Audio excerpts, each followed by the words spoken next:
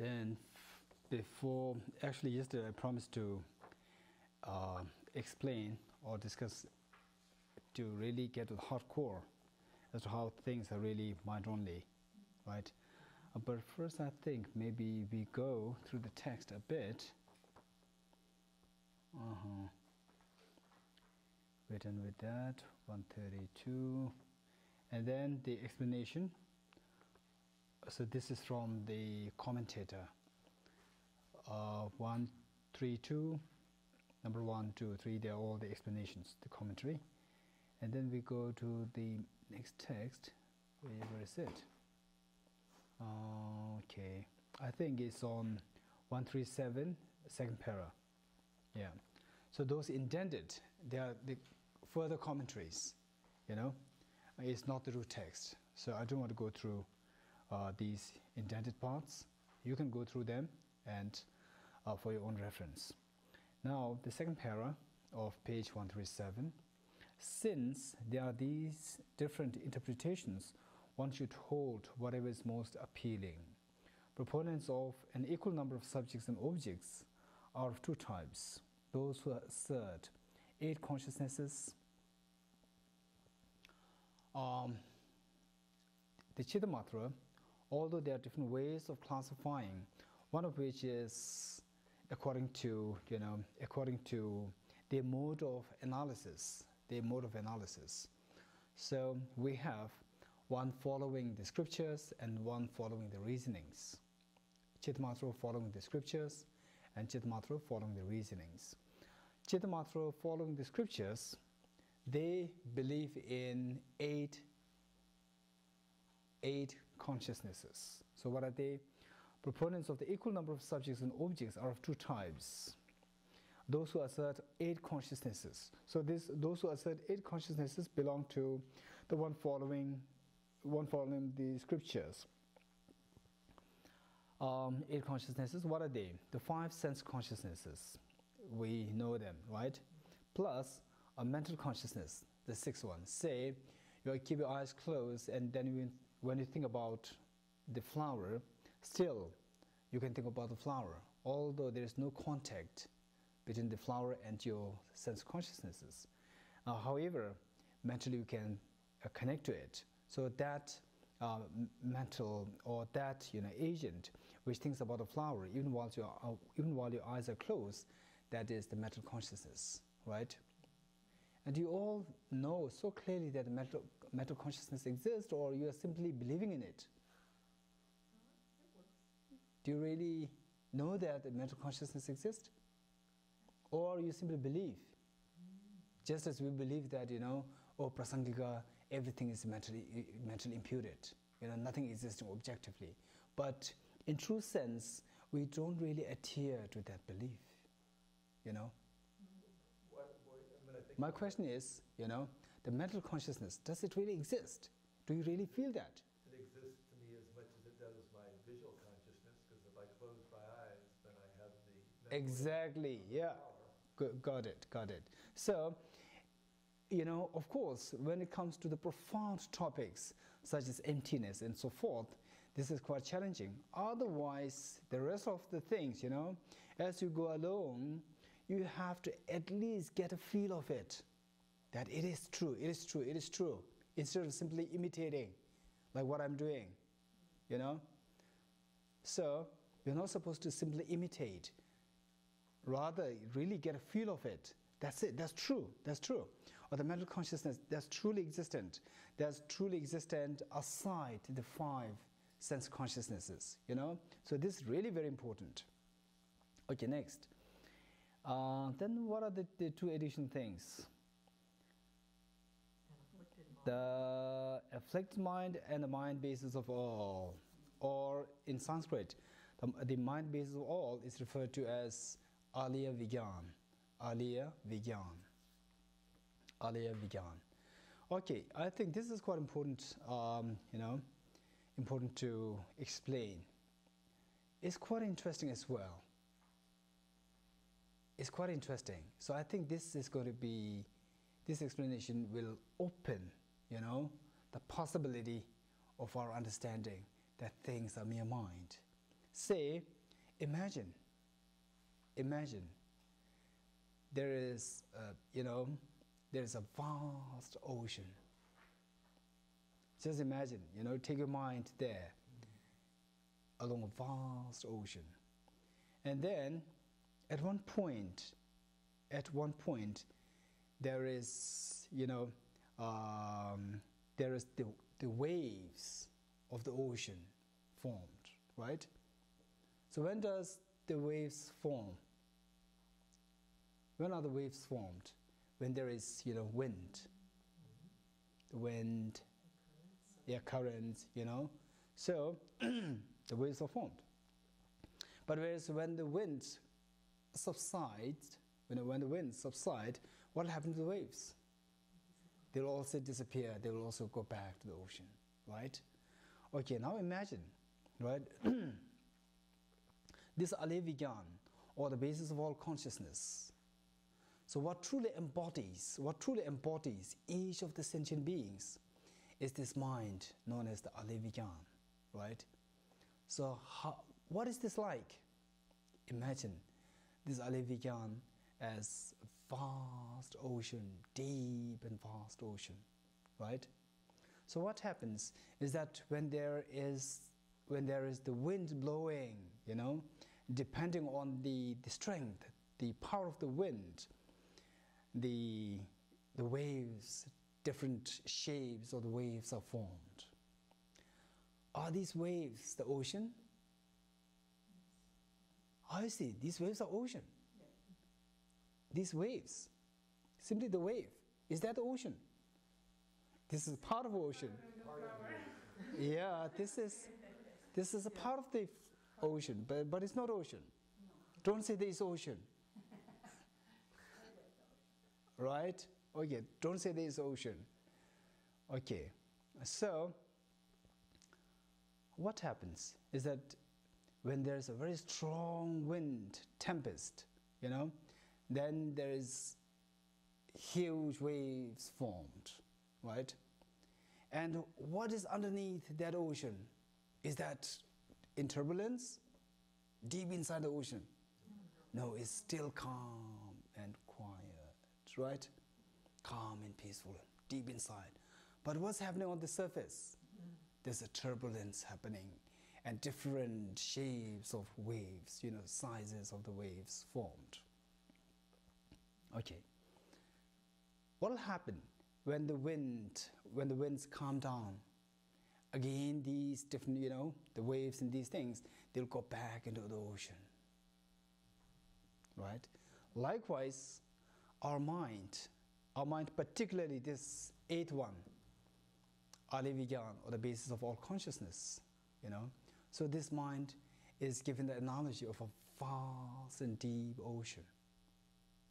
And then what happens is that just as the wind brings the different waves up on the surface, the winds of the karma, creates about disturbance on this Alevigyan, and the waves of all these different consciousnesses, arise from this Alevigyan, right?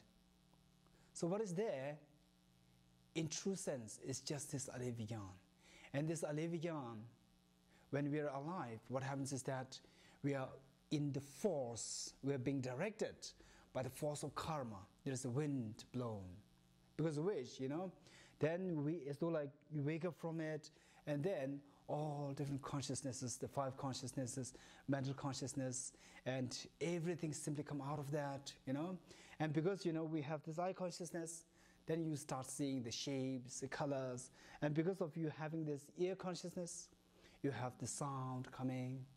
Because of you having the nose consciousness, the smell, the taste, tactility, they all come about in the form of the waves of this Alevigyan. When you die, what happens is that the wind of this karma, the wind of this karma, which creates about disturbance on the surface of this Alevigyan, will subside because this wind is exhausted. The previous wind is exhausted. So at that there's the intermediate time, the exhaustion of the previous karma, the wind of the previous karma, which creates about disturbance on this alivigyan, and the new wind coming. So in between these two, there's the intermediate state. So that is what is known as our death. At our death, what happens is that again all these waves, they simply go back into the ocean. So similarly, all these consciousnesses, the house, my watch, my body, the table, everything is not there outside. It's just your mental reflection. All these objects, along with the subjective minds, they all go back into the alivigyan, becoming so calm and pleasant, right? So this is the kind of analogy given to understand what alivigyan is. So now if I ask you, so if what I explained is, holds true, is compatible with the reality, then tell me, what is the concrete thing that exists? Is this alivigyan, right? Mm-hmm. Is this alivigyan, or the basis of all consciousness? This is the only thing that exists. So whether you call it, I exist at the time of death, or I exist at the time of the waking state, while I was alive, it's just this alivigyan. So therefore, this school says that alivigyan is the ultimate self.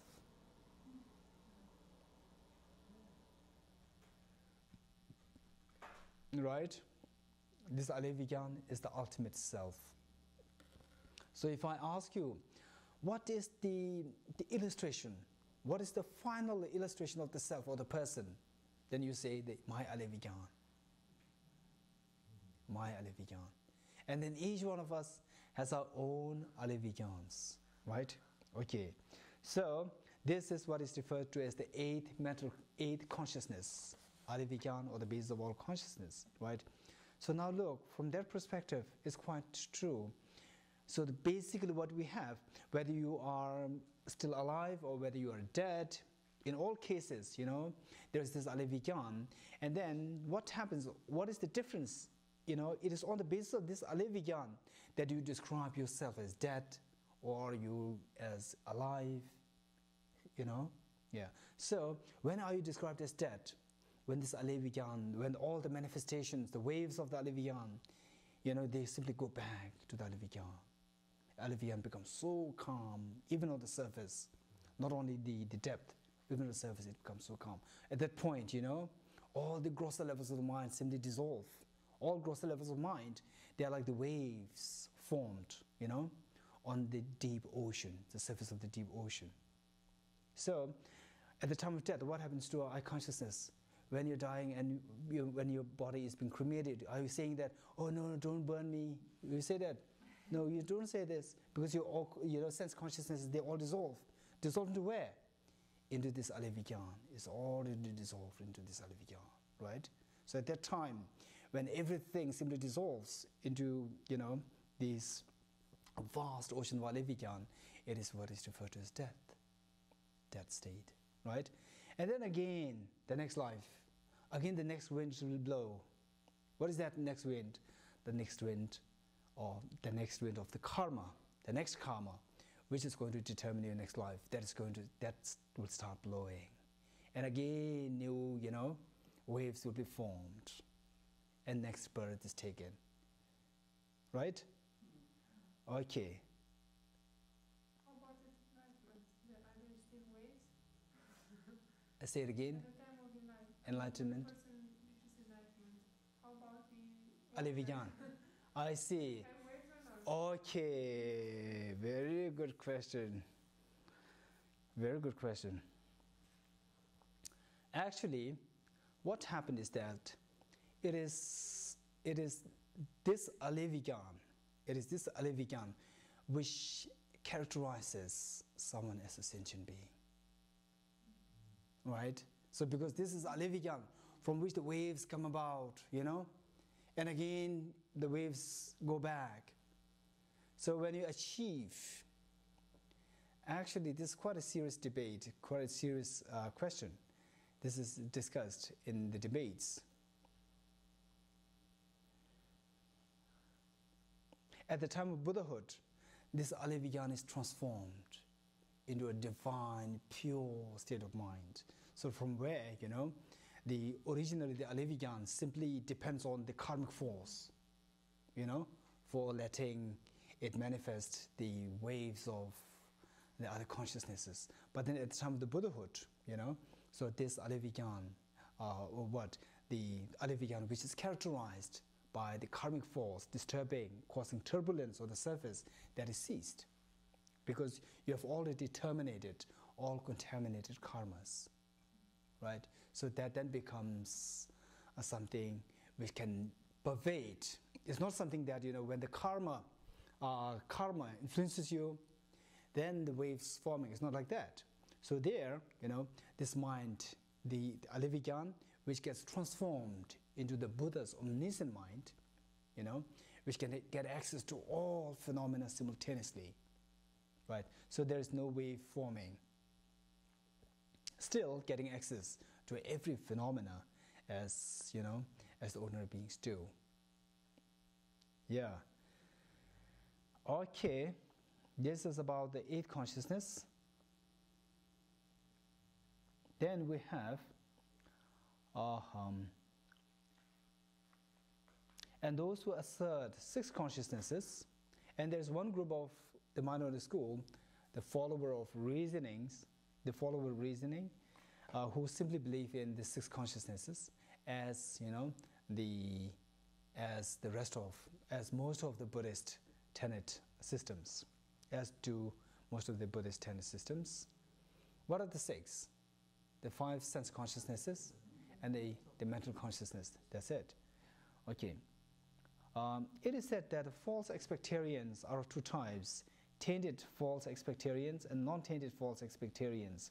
It is said that tainted false expectarians are so called because they assert that the nature of the mind is polluted by the latencies of ignorance, and the non-tainted false expectarians are so called because they assert that the entity of the mind is not in the least polluted by the latencies of ignorance. Or according to another interpretation, it is said that the tainted false expectarians are so called because they assert that although there is no ignorance at Buddhahood, there are mistaken appearances, and that non-tainted false expectarians are so called because they assert that because there is no ignorance at Buddhahood, there are also no mistaken appearances. You got something? Okay. Say you become enlightened, you become a Buddha, right? At that point, you have no mistaken apprehension, right?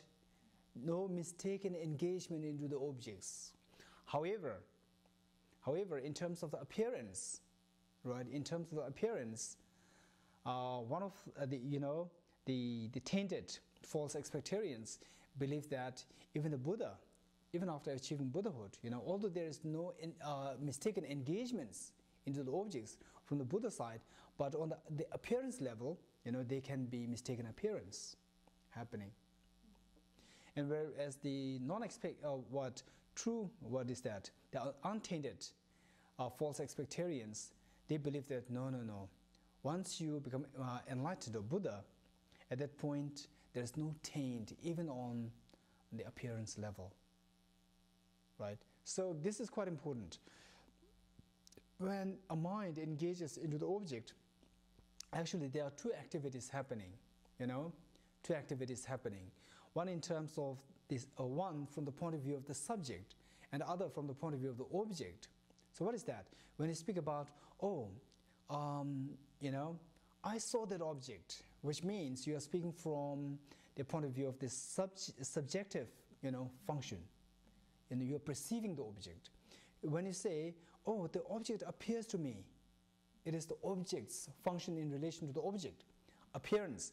When you speak about appearance, it is in relation to the object appearing to you.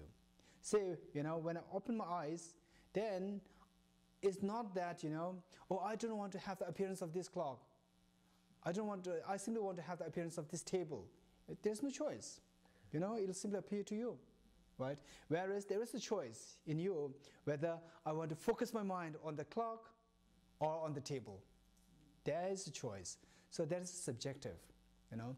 Subjective is the function in relation to the subject, which is the apprehension or perceiving. And in terms of the appearance, it is purely the object, the function in relation to the object, right? Okay. Okay. So, say, in the mirror, you know that there's a mirror over there, and then you see a tree in the mirror. And if you know that it is a mirror, would you go to step inside it? No. You don't. Why? You know that it is just a mirror, reflection, you know? Even though you know that it is the reflection, but still, you know, it appears as a real tree there, right? So while the appearance is there, you may not trust the appearance, right? But on the other case, but there are many people, not knowing that there's a mirror there, simply tries to go there and then bang. So what's happening? Appearance is mistaken, plus the apprehension is mistaken.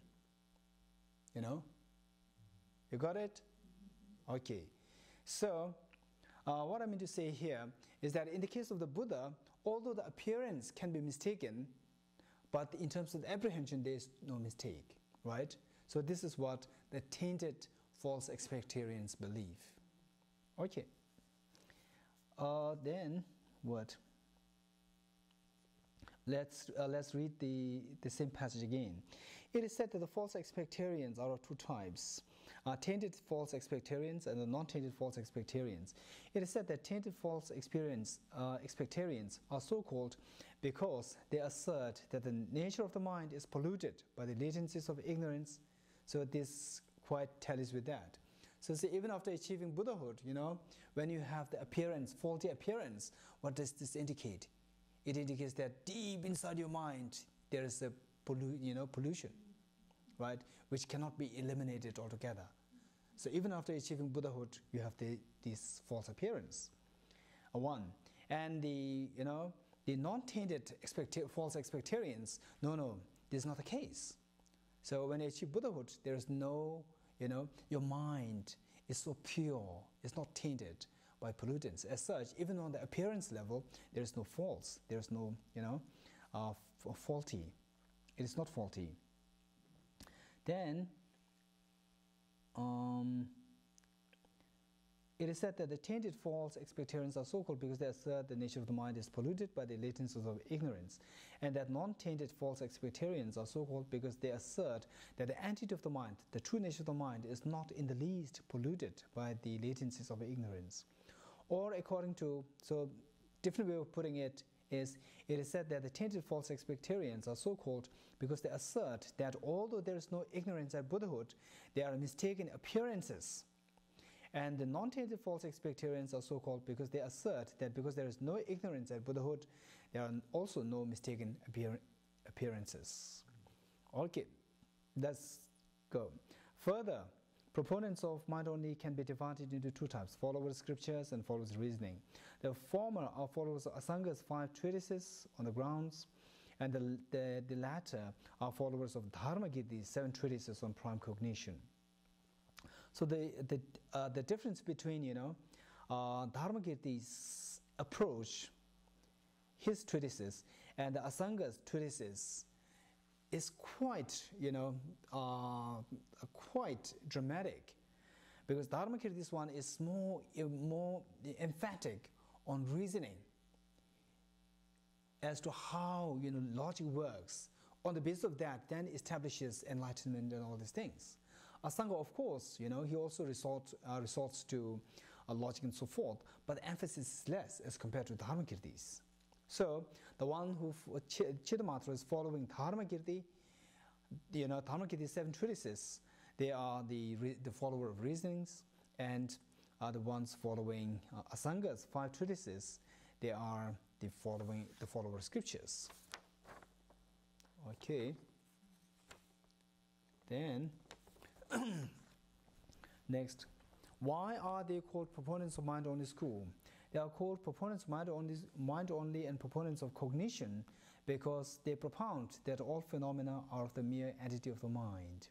Also because they settle practice of the deeds of the path from the yogic point of view, they are also called yogic practitioners. Also because they settle the practice of the deeds of the path from the yogic point of view.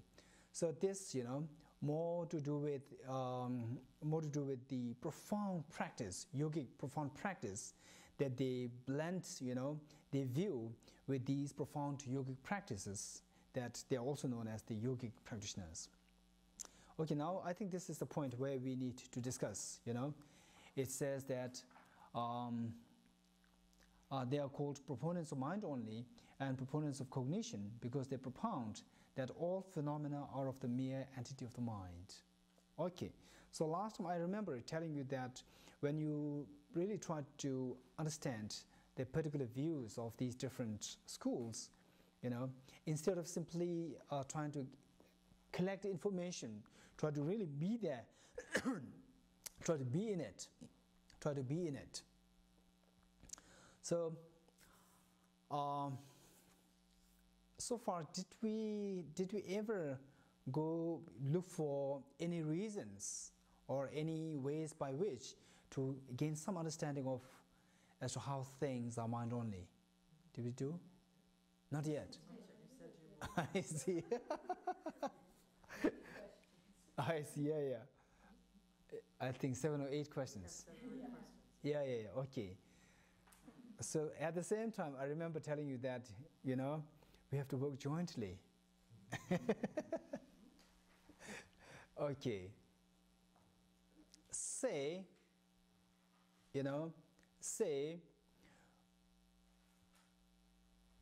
when this flower in front of me, you see the flower, right? Is it external or internal? So when I ask this question, when I ask the questions, make sure that you answer that not from the point of view of one school, unless otherwise, state it. Every time I ask you a question, make sure that you respond to the question according to what you really feel, right? What you really feel. Okay.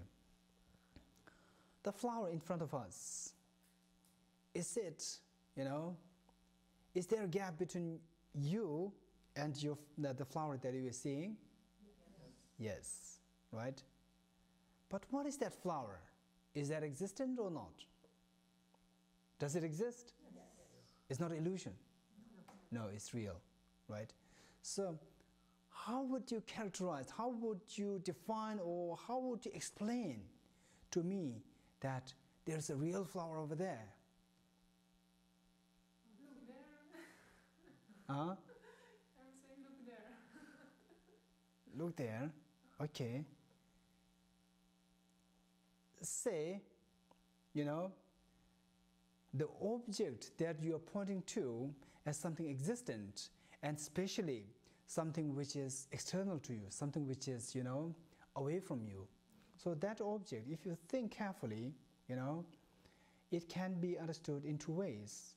One in terms of, so basically we understand the object on the basis of its characteristics, right? Oh, it has such a beautiful color, very fresh. There's freshness.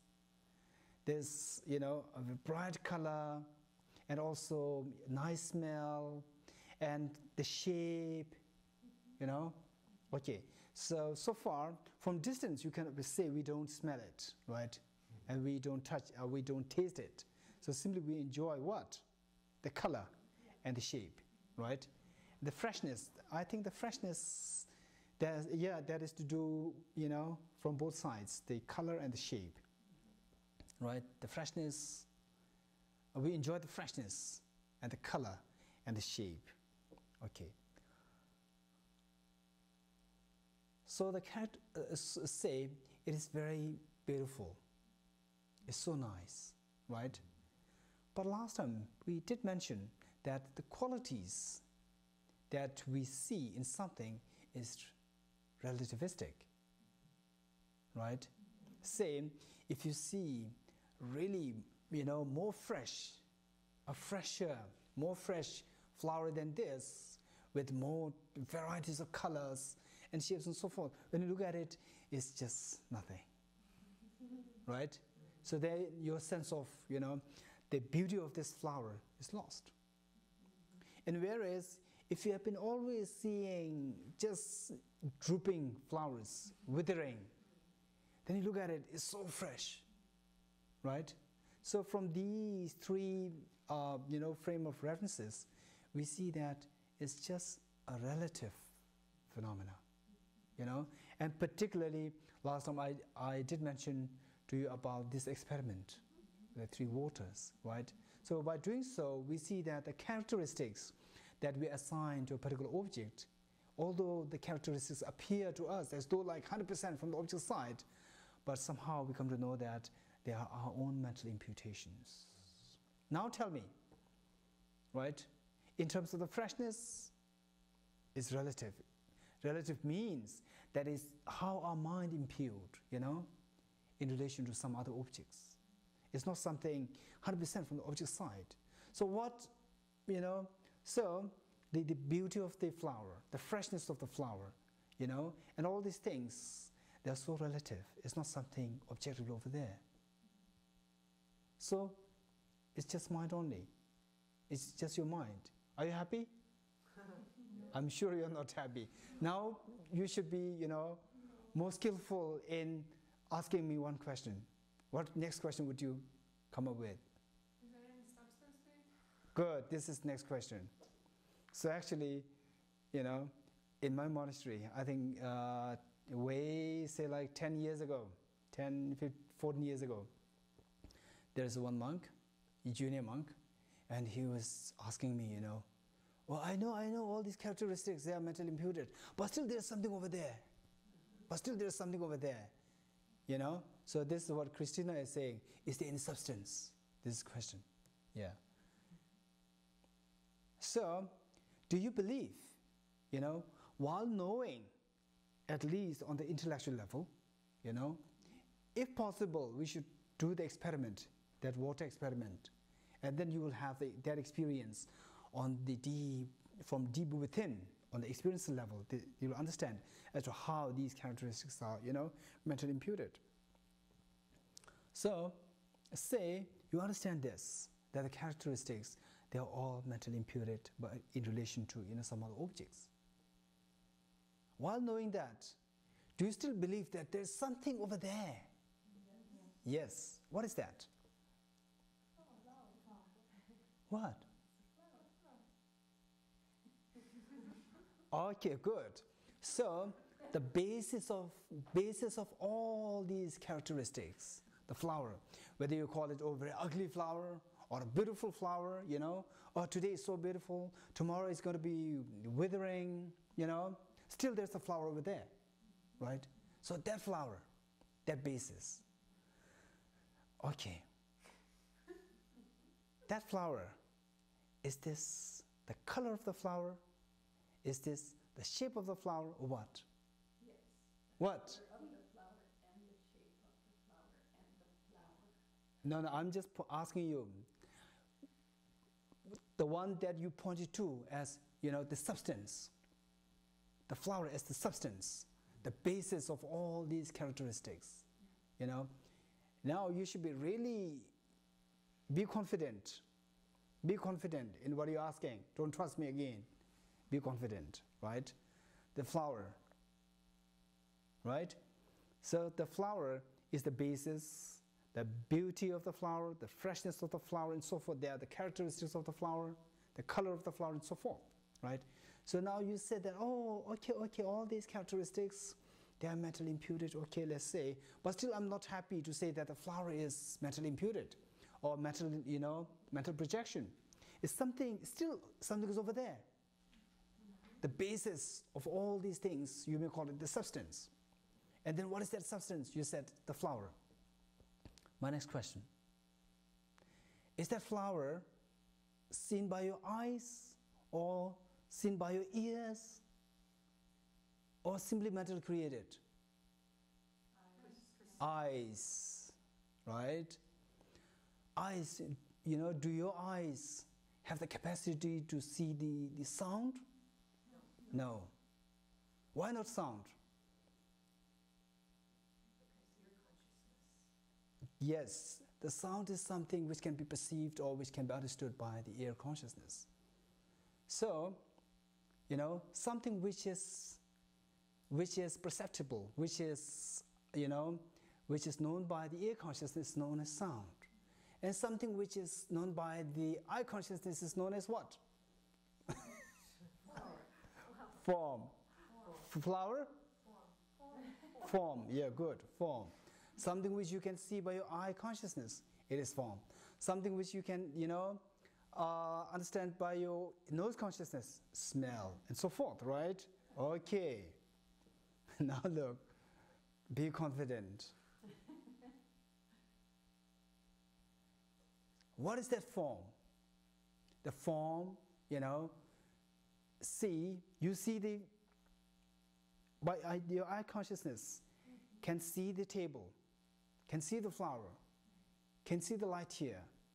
So what is so common among all these things?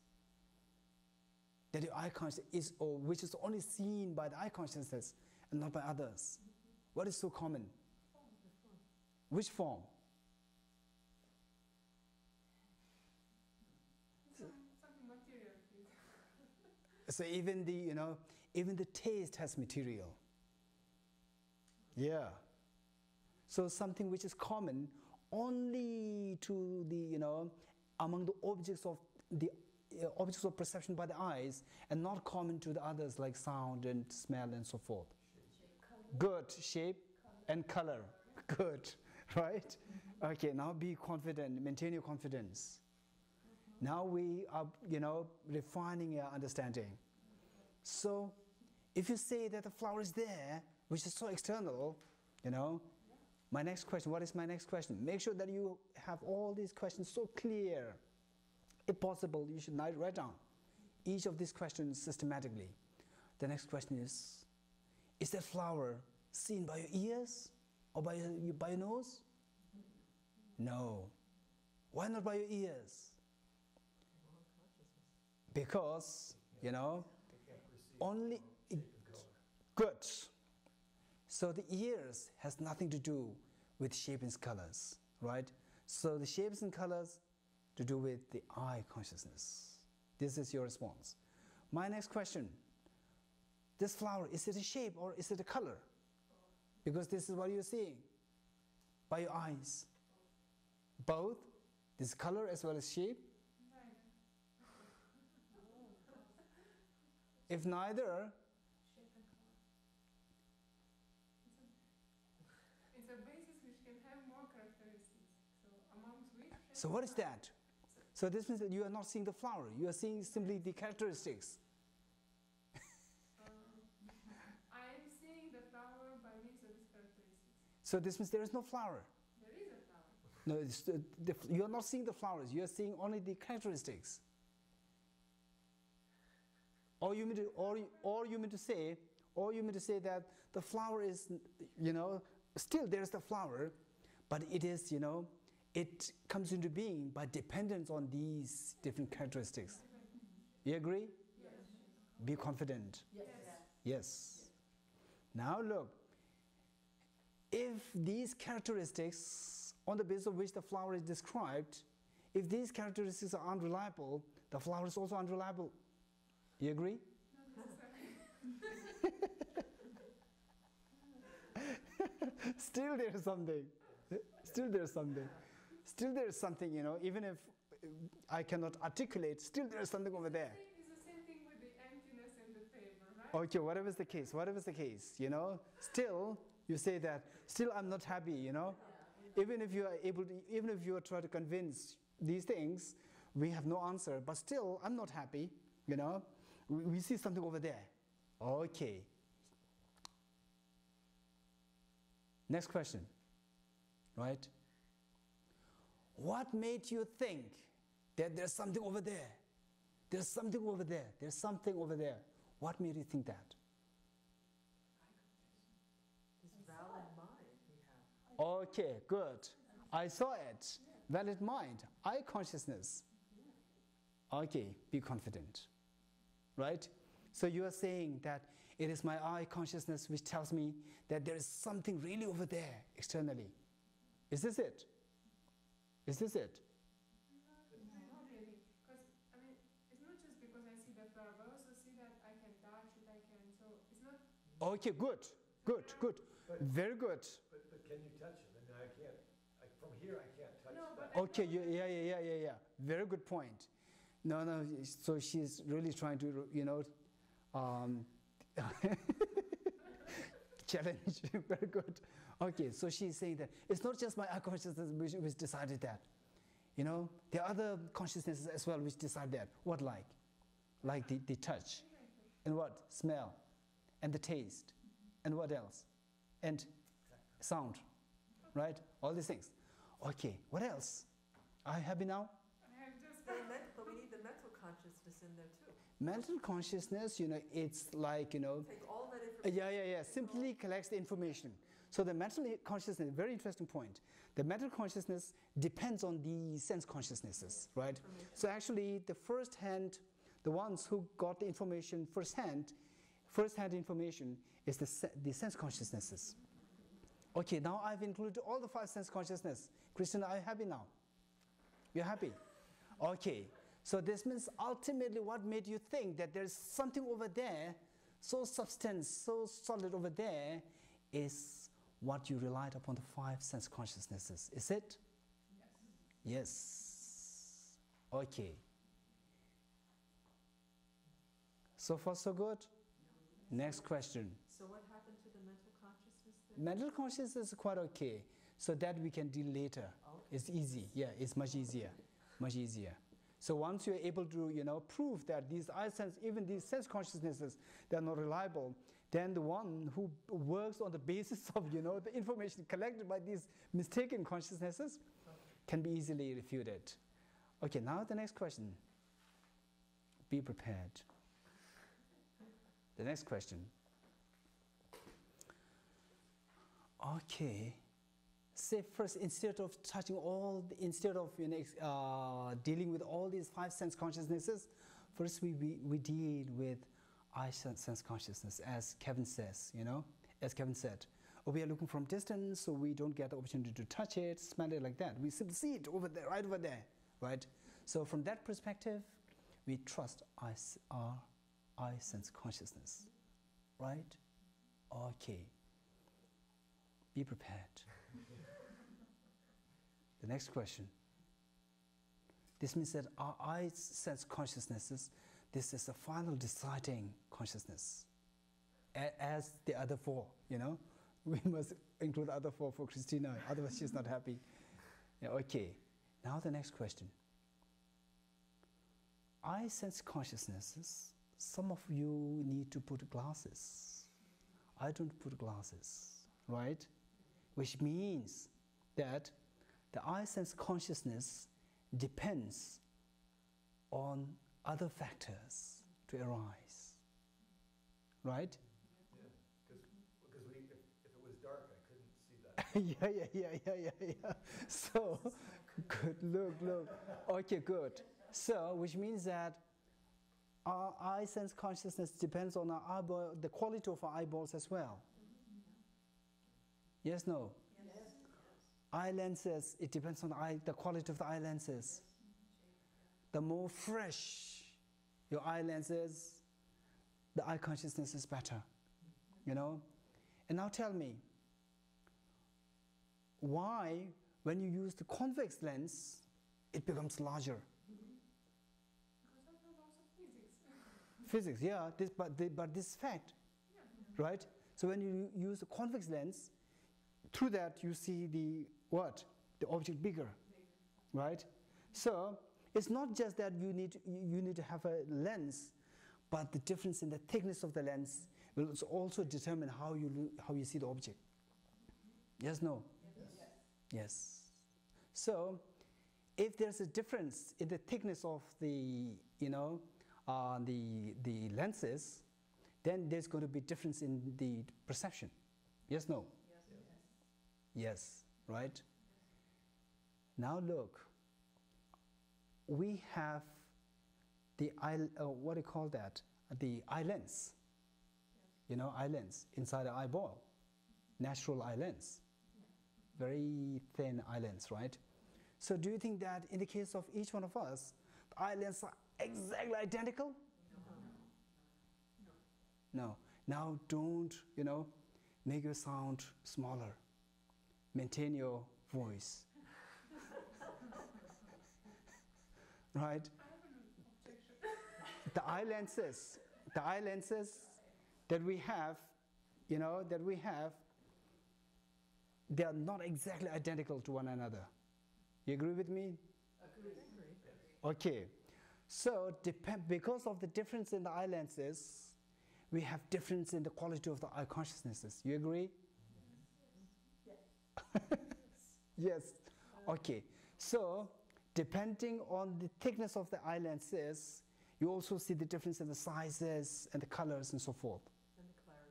The clarity also. Yes, no? Yes. Yes. Now look, what Kathleen is saying of this flower, you know, actually, you know, it is how you see the flower is dependent on your eye lens, right?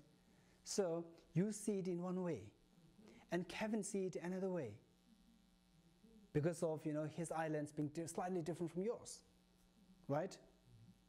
And Kathleen 100% would say that the way I see it truly reflects the reality over there. And the Kevin would also say the same. The way Kathleen sees it as well. Right? So every one of us would say that the way I see truly reflects what is really over there. Right? But there are 1, 2, 3, 4, 5, 6, 7, 8. There are 8 different people here. And we have 8 different perceptions of this flower. Slightly, you know, varying slightly from, you know, one to the other. You know, there are 8 different perceptions in terms of color, 8 different perceptions in terms of the size of the flower. So who's right and who's wrong? And each one of us say that what I see is exactly, you know, what reflects the truth over there. We don't see an elephant. Like, No, still, just hold on. First follow my logic, simply follow my logic, and then see that you get somewhere, you know. Once you get somewhere, once you get it, oh yeah, this is something to be given thought to, you know, then you can come up with the next questions. For the time being, follow this track, right? So earlier, what you said is that what made me so sure that something truly exists over there, externally, is my eye consciousness. Now look, you know, there are 8 different eye consciousnesses and there are 8 different perceptions because, you know, there are 8 different eye lenses, thickness of the eye lenses, the qualities of the eye lenses. There are 8 different perceptions. So if there are 8 different perceptions, there should be 8 different flowers on this table. Otherwise, you know, at least, you know, 7 of us are wrong. So 7 of us don't have the legitimate authority to say that there is something over there, I trust my eye consciousness. Because 7 of us, at least 7 of us are wrong. If we say all of us are right, there should be 8 flowers, 8 different flowers on this table. So which is right and which is wrong? And who's right, who's wrong? Please raise your hands, those who think that you are right. Look, so this means that we are all right. This means that there should be 8 different flowers, 8 different flower pot. 8 different perceptions. Yeah, so this is what I'm telling you, because we have a feeling that something is over there because my eye consciousness can see it, and my eye consciousness is valid. In what way it's valid? Valid means something truly tallies with the reality. Your appearance and the reality tally, you know, which means that what you see is exactly there. So this means, say, you know, Diana is seeing the flower, say, 2 inches. And let's, you know, give a kind of extreme example, right? Say, the Venerable Semgye is seeing it like 10 inches, you know, and someone else seeing 20 inches, big, right? And someone else 25. So this means that what you're saying is that, oh, something's over there because I trust my eye consciousness, right? Which means that what I see truly tallies with the reality. If that is the case, if you see, you know, the flower with, say, 5 inches, you know, in height, it should be there, 5 inches. The reality should be 5 inches. And whereas if, you know, Kevin says it's 10 inches, then, you know, there should be another 10-inch, you know, a flower. And say 20. So this means that, you know, 20-inch tall, 10-inch, 25.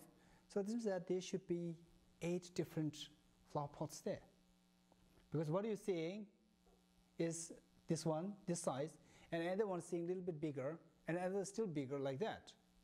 So which means that there should be 10 different, 8 different flowers with difference in sizes. There are from the subject side, but not so much from the object side. From the subject side, everybody's seeing. Okay, this means that your eye consciousness is not reliable. Your eye the way you see may not really tally with what exactly is there. Yeah. Right? Yeah. Okay, so this means that your eye consciousness can be deceptive sometimes. Like mirage. Yeah, it can be deceptive. If that is deceptive, why do you rely on it? Saying that it's something, oh, something is really over there because I rely on my eye consciousness. Say, if there is, you know, someone who sometimes tell you the truth, sometimes tell you, you know, lies, you know that, you know. Then one day, there's a very important decision to make. And it depends on someone to give you the proper information. And that person come to you, oh, this is the information. Would you rely on that? Why? Because sometimes he tells lie. Yeah. So therefore, why did you say that, oh, this truly exists there because my eye consciousness, you know, says it? Because it sometimes tells lie. You know? Right? So just as your eye consciousness is deceptive, you know, your body consciousness also is deceptive. Your tongue consciousness is deceptive, ear consciousness is deceptive, nose deceptive. So how can you say that there's something solid over there, the base over there, because all my consciousness can see it, right? So it's unreliable, right? Okay, now look.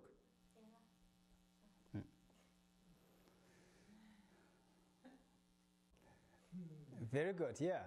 There is, I don't know, okay, let's say, so let's say, I look at the vase, it's that much, and the flowers is that much, okay? So Kevin sees more like this, but the relation between the two is still the same. So what is that thing common? Proportionality. Actually, this is quite right. Because, you know, when you, because this is how we are trained since beginningless time. You know, our ignorance trained us so much that, oh, there's something common over there. What is that thing common? For instance, in the cases I given, it's the proportions, right? So what is the real size of the flower over there? That's not the real size. I see, there's no real size. Well, you can measure it. Yeah. Yeah, if you measure it, you know, you measure it, so there's proper size, Yes. right? So say, if I see, say this is just like, say, 1 feet, 1 foot, you know, and then say, I see it as 2 foot. What I see, is it right or wrong? You just have a problem with your eyes. Good, good. So what about your eyes? Is it correct or not? You have problem? Unless I, No, you have problem with the eyes? No. not that I No, know. not right? Not that you know. Not that I know. You have problem with your eyes or no? You don't know. So this means your eyes are not reliable. They are. You don't trust your eyes. I do trust my eyes. You don't trust your eyes. I do trust my eyes. You do trust. Yes, I do. Okay, it's worthy to be trusted. From my point of view. Yeah, it's worthy to be trusted.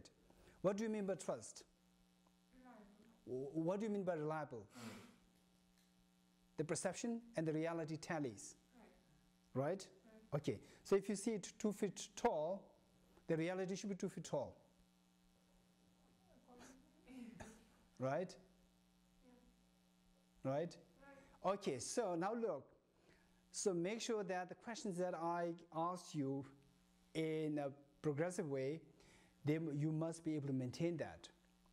And, you know, give more thought to it. First, the most important thing, questions are number one, what made you think that they truly exist over there? You said, my eye consciousness can see it. Are your eye consciousness reliable? This is the question. And finally, the last question is, you know, you see that, or you see that there are 8 different perceptions. There are 8 different eye consciousnesses, right? And the people who possess these 8 different consciousnesses, they all say that my consciousness is correct and valid. In which case, there should be 8 different flowers there. Right? Now, how to reconcile these two? On the one hand, you are saying that there is real substance, one flower over there. And on the other hand, if you really want to agree with all others, you know, then you have to say that it's not just one flower, there are 8 flowers with different colors and different shapes, right? How to reconcile this? So, these are the 2 serious questions that we need to keep in mind, along with all the other secondary questions in between, right? Okay, now, you know, say,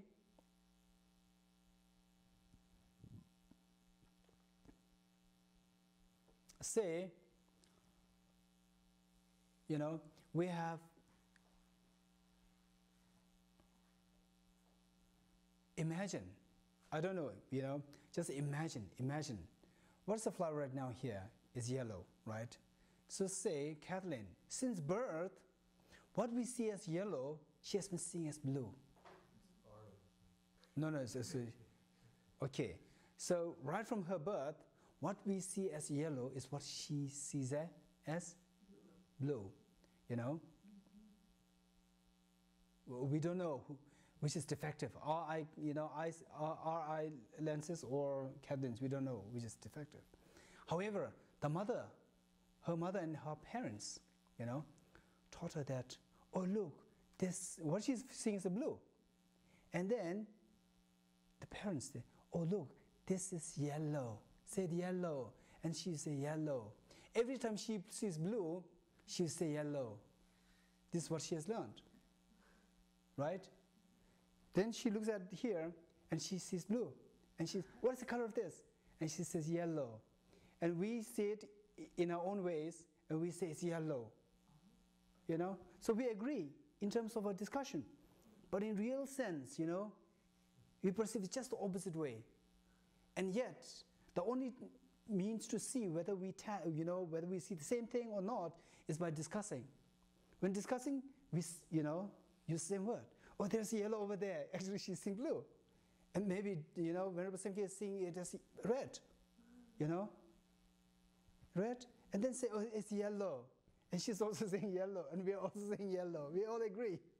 But in real sense. So, when can we know that? If there is a way by which we can exchange our eye lenses, you know, then you will come, no, you know, she has been seeing blue all the time and not yellow, right? But we agree in our discussion, conversation.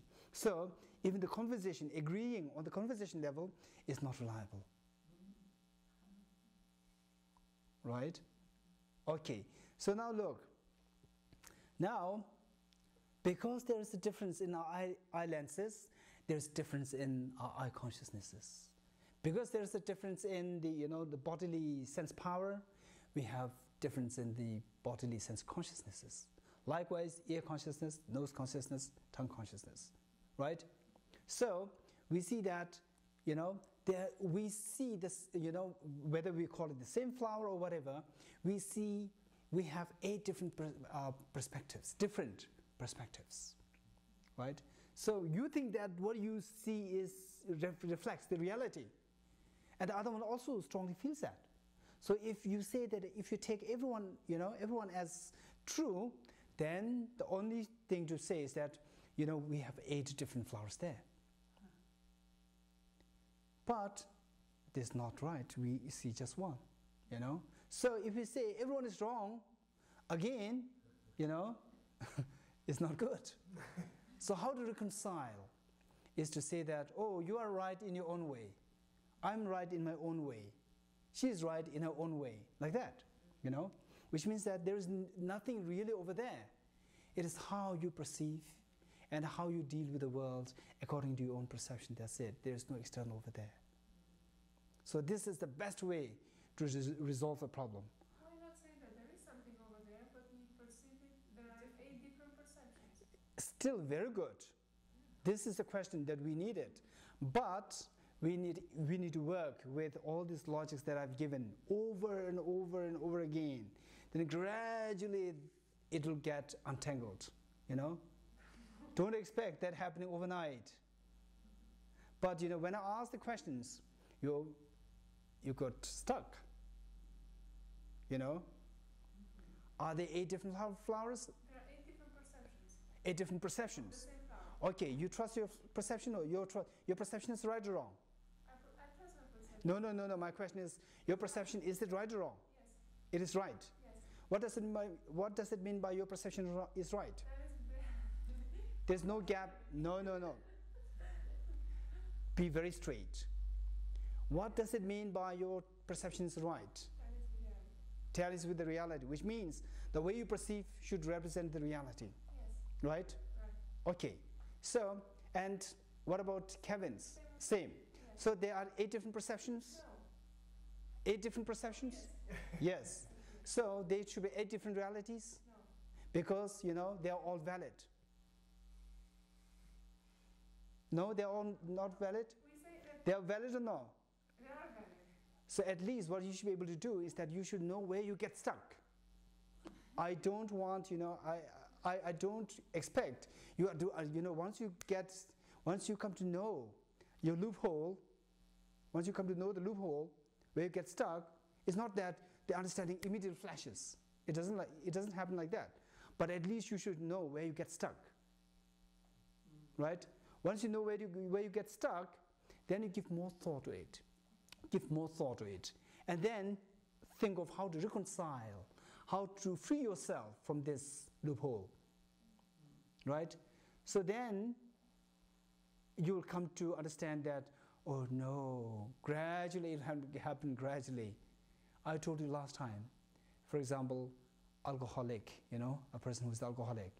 The person knows the faults of, you know, being alcoholic, you know, but it's so difficult to undo that bad habit. Similarly, you know, we have been alcoholic in terms of these perceiving external realities since beginningless time. So it's really very, you know, it's not as easy to undo that bad habit. But once you know where you get stuck, then this is the stepping stones, you know, to get to the real understanding.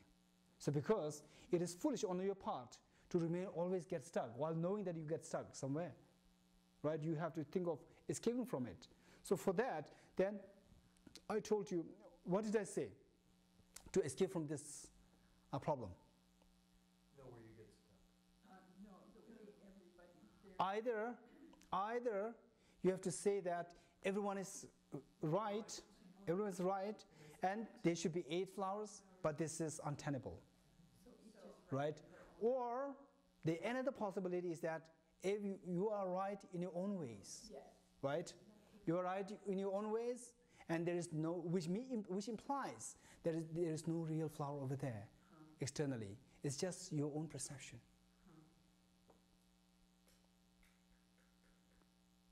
Right? No, I don't mean to say, now did you understand that there's no external reality? I'm not asking this. What I'm asking you is, now do you know where you get stuck? You don't know. So this is what I've already clearly pointed out, you know. You should be able to define what it means by a valid perception, number one, right? And then, is your perception valid?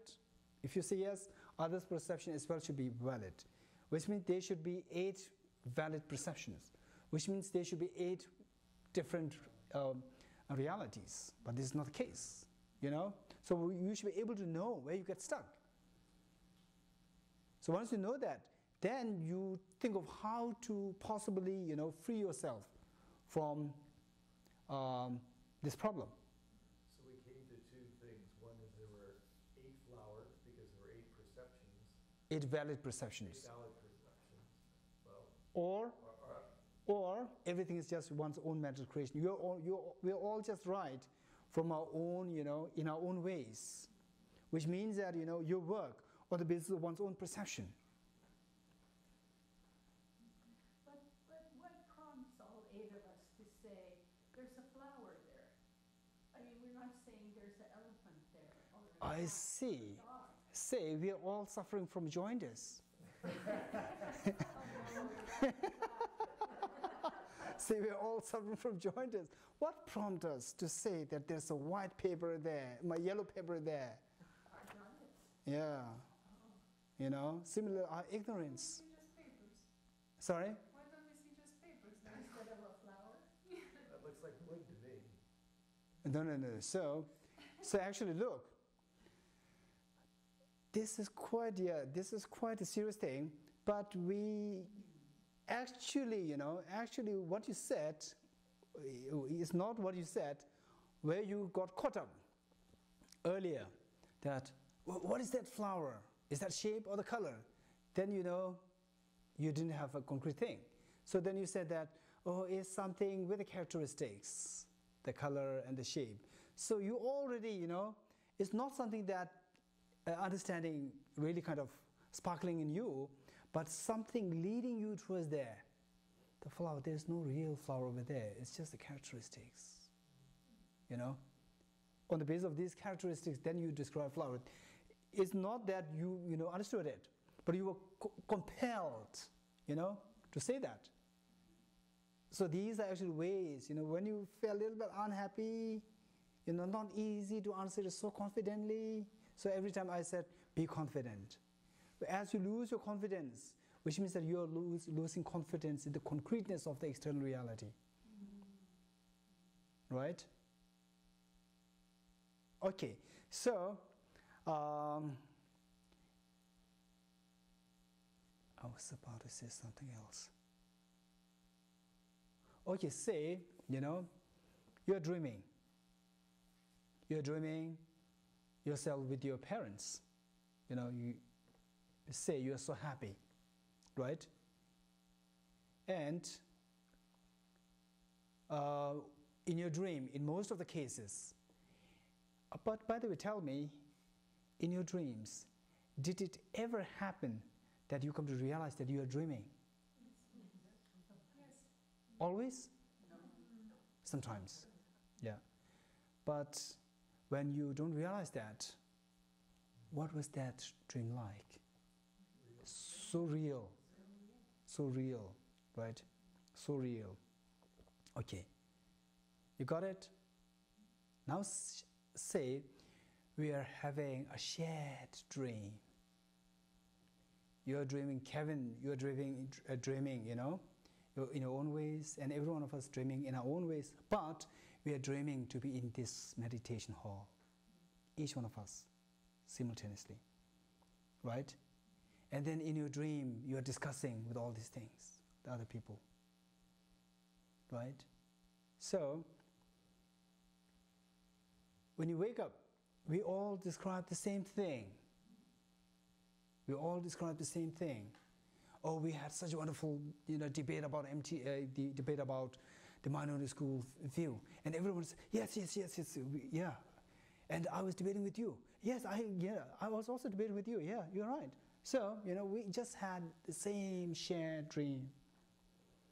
But then think, the dream that you have, in terms of the content matter, there's similarity. There's similarity among the, you know, dream that I had, that you had, that each one of us had. There's a similarity. But the dream I had, is this exactly what you dreamt? No. Each one of us has a different world of the dreams. We are in that small world of one's own dream, which is created by one's own mind. But when you all wake up, when we share our dream, we started sharing the same thing, talking about the same thing. But in true sense, it's just one's own creation, you know. I've created my own dream, you have created your own dream, they're all not identical. But in terms of the conversation, we all agree. You know, so simply because we agree on a conversation, it doesn't mean that something should be externally existent there, right? So when you say, still, you know, even if we see, in terms of proportion, we see difference in the flower, the size, difference in the size of the flower, but still there is something there which we all commonly see. But this is not a proper reason to say that there is externally existent flower, right? Because we can have a shared dream, we all can have joined simultaneously, and we all talk of the same object as a yellow object like that, right? Yeah. So now the next question is, if things don't truly exist over there externally, then why do we all see the same object? You know, the same flower like that? Yeah, exactly. So because we all, you know, what compels us or what propels us to experience all these different consciousnesses is our karma. We all, you know, have a similar karma which gives rise to these experiences. So because the causal karma for experiencing these things is similar in our case, the human karma, right? We see things in common. Whereas, you know, say the human beings see just a plain water, and whereas it is believed that some of the hungry ghosts, they see just pus and blood, and whereas the devas, they see as nectar.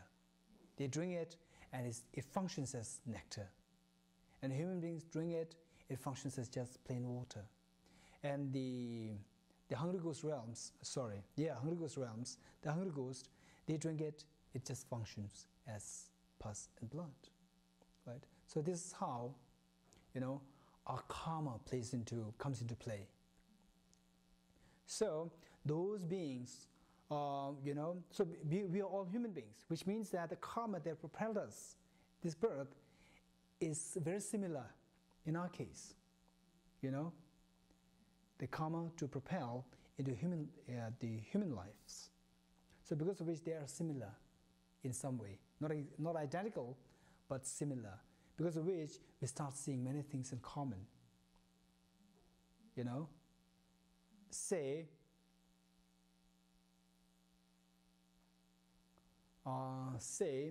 you know,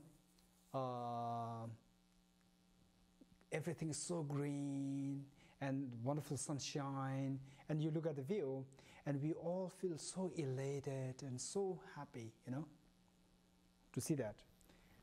What do you think would be the feeling of the insect seeing the same view?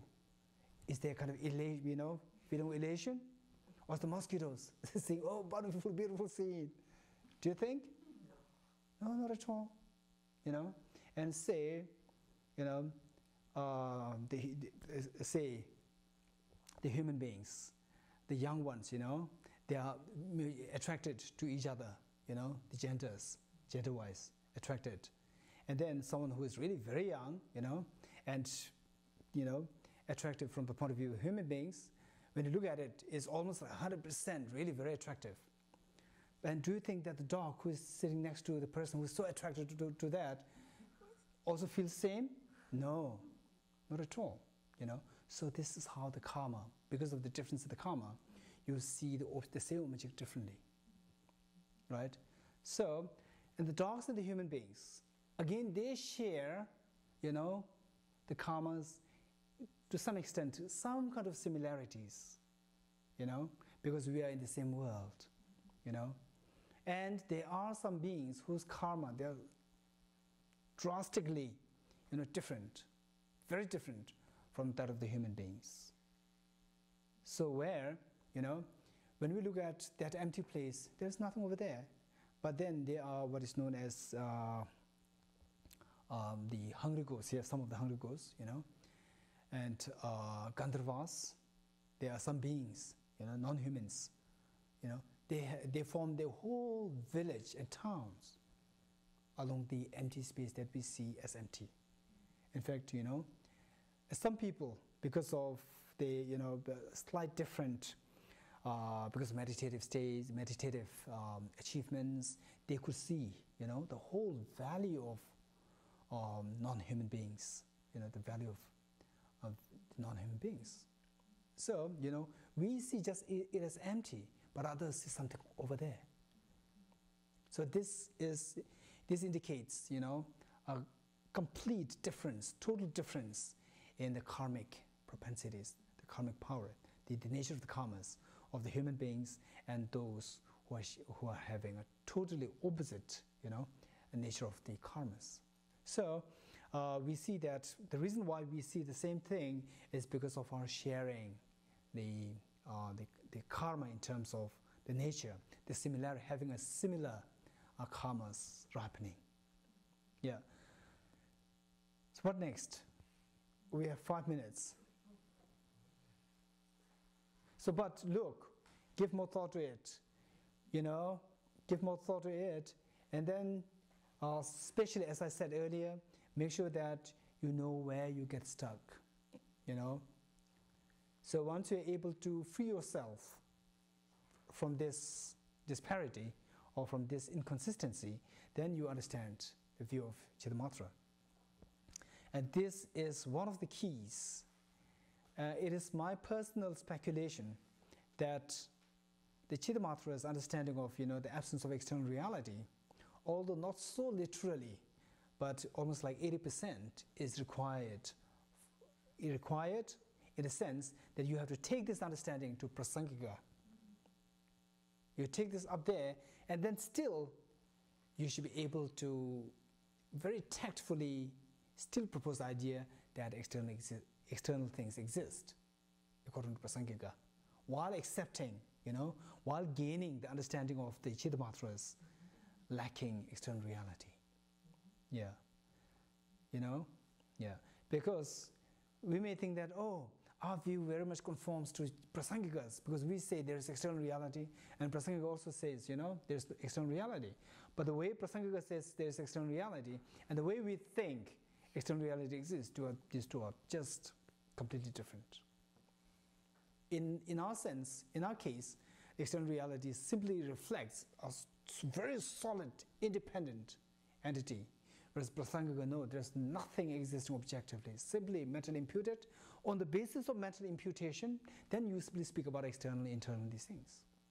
Yeah. So for that, Chittamatra's view, I don't know whether it's 100%, it is like 70, 80%. You have to take this along with you to understand prasangika's view. Yeah. So from that perspective, understanding this, trying to untangle this knot, where you get stuck, is really very important. So when you ask us how to reconcile this, we need to answer that question from the view of a Chittamatra? So here I would say, don't simply enclose this to Chittamatra from the point of reality. Simply say from the point of reality, instead of saying from the point of Chittamatra. Don't confine it to Chittamatra. So now that when I ask you these questions, I didn't really mention about from the point of view of Chittamatra, what do you think? I didn't say that. I simply keep asking to you according to what you think innately, So then, on the basis of our common acceptance, through these questions, then you get stuck somewhere, right? So the only way by which to free yourself from, this the knot is, the two possibilities. Either to simply, denigrate the whole conventions, saying that, there are 8 pods, and then say there are 8 people here, there are hundreds of people on this small, so forth. Yeah. Okay, and another important, just to share with you, is that a very similar logic is being put forth, whereby you say that, oh yeah, according to my belief, now there's no choice other than say there are 8 flowers and 8 tables. So then, I think it is Dharmakirti.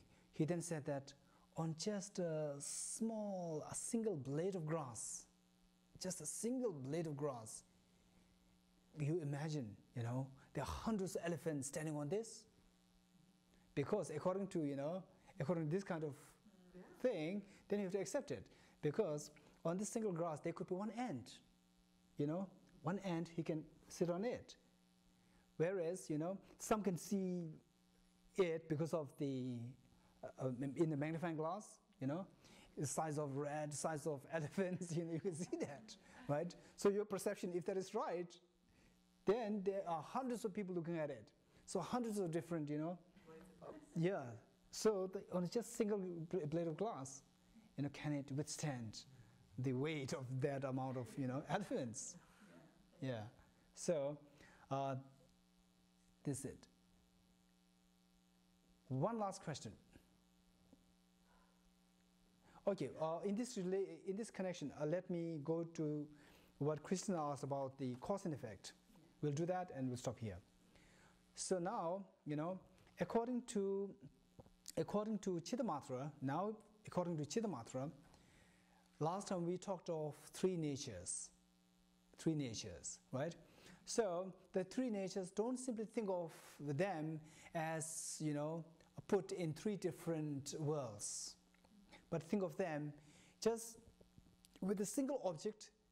With a single object, you can think of all 3 natures together. Say, for example, again the flower. The flower, and how does it appear to you? Externally existent or something your mental extension? Externally existent. So the external existence of the flower, external existence of the flower or the external flower, does it exist? No, from Chittamatra's point of view. Does it exist? No. So, but it appears that way.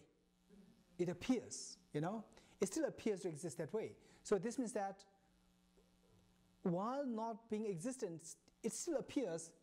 So what is that? Or false, mental imputation, So the external flower belongs to the first category, the imputation nature, right? Imputation nature. And does the flower exist? Yes, the flower exists. So this is the other powered nature, right? Other powered nature. And then the flower, is it empty of external reality, or does it have external reality? Empty of external reality, empty of that imputed phenomena, imputed nature. What is that imputed nature? External reality. The flower, now look, the flower, which is the other powered nature. Other powered nature, on top of that, we impute the imputed nature, external reality, right? Now the emptiness of that external reality is the thoroughly established nature of the flower. Okay, the flower is the basis of our discussion, the impermanent object. This is the other powered nature, 1. With that very flower, you can think of the external existence. Although it is not there, it is not existent. But then if it's not existence, it appears to you, it is your mind imputing it. So the external existence of the flower is the imputation nature, imputed nature. Right? Second in nature, right? The flower is the first nature, first in the sense, the flower is the other powered nature, 1. The external existence of the flower is the imputed nature, 2.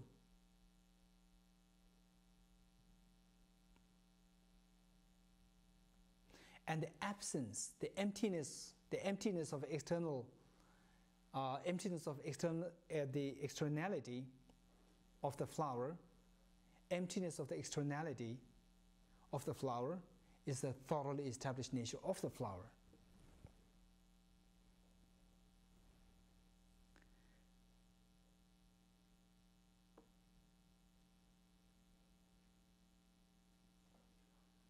say, now, so when you, in relation to the flower, this is just a mere example.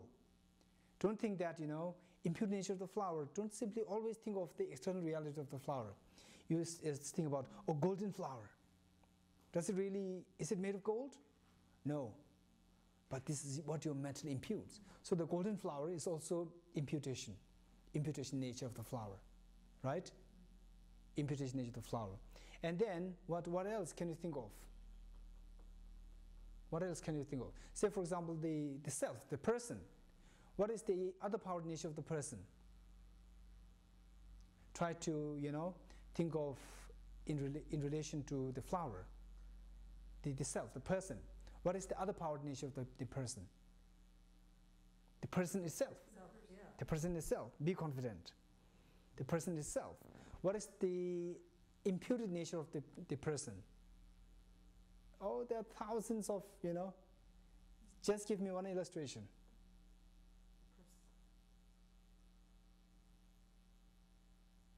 The person, is it Atma? No. So the Atma of the person is the imputed nature. Imputed nature meaning, simply not concretely over there, just mentally imputed. Atma. So what are the examples on this imputed nature of the self? Self-sufficient what? Sufficient, self-sufficient, substantial. Self-sufficient, substantial nature of the person is also the imputed nature. And the external existence of the person is also imputed nature, So everything which is non-existent associated with the self falls in this category, imputed nature. Then what is the thoroughly established nature of the person? Okay, absence of the externality. So there is one debate here, but to be very sure is to say, the emptiness nature, the ultimate emptiness nature of the self. What is that? The emptiness of external reality of the self is the thoroughly established nature of the person, right? Okay, so this is a very important part. So this means that in relation to every phenomena, you can think of these three natures. Can you?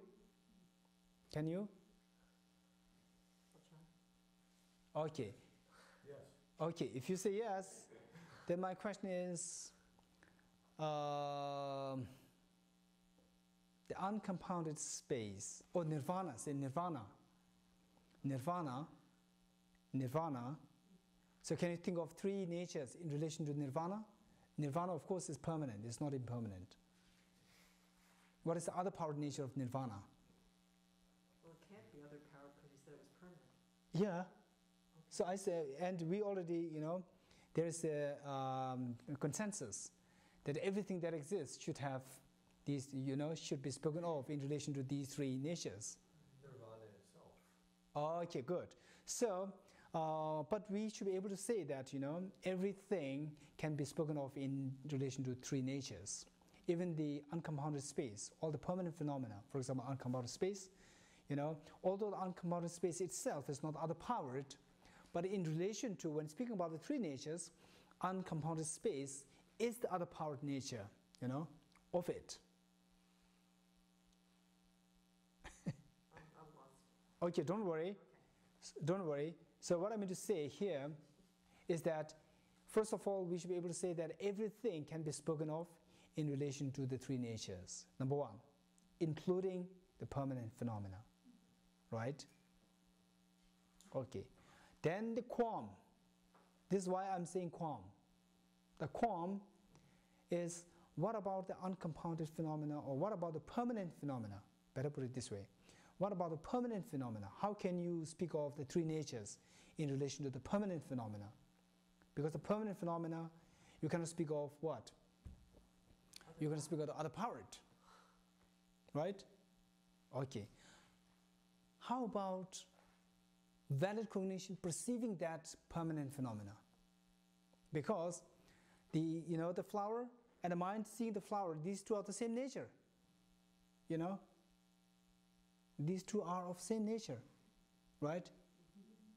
Yes, no? From the mind-only school point of view. Just as the flower is the other powered nature of the flower, the mind perceiving the flower is also the other powered nature of the flower. But because these two are just the same, you know, although we see differently, just as we say the flower and the color of the flower, we point to just the same thing. So similarly, you know, the flower and the valid mind perceiving the flower, these two are of the same nature. So these two both, you know, the valid perception, this is a mind. So mind falls in the impermanent category, right? So this is other powered. So just as the flower is the other powered nature of itself, the mind perceiving the flower, valid mind perceiving the flower is also the other powered nature of the flower, right? So we speak of that in terms of the object, in terms of the subject, right? Similarly, the permanent phenomena, although it is not other powered, but it has a mind which a valid mind which perceives it. So that can be the other powered nature of that object. Yeah. Right?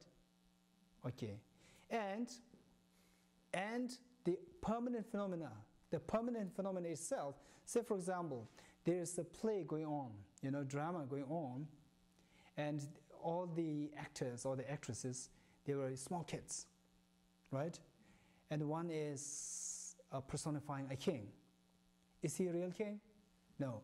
But in the play, we have to say that, oh, John is the king, you know. Similarly, although this permanent phenomena is not the real other part phenomena, but as though like in a drama, we call it other part phenomena, because on the basis of this, we describe, you know, the imputed nature, the permanent phenomena. Does it exist independent of the mind? Does it exist independent of the mind? No. So, does it exist as external? No. Nothing exists as external. So, the externality of that permanent phenomena is the imputed nature of that permanent phenomena. The absence of the externality of that permanent phenomena is the thoroughly established nature of the permanent phenomena. Right? Okay, we stop here and we'll carry on.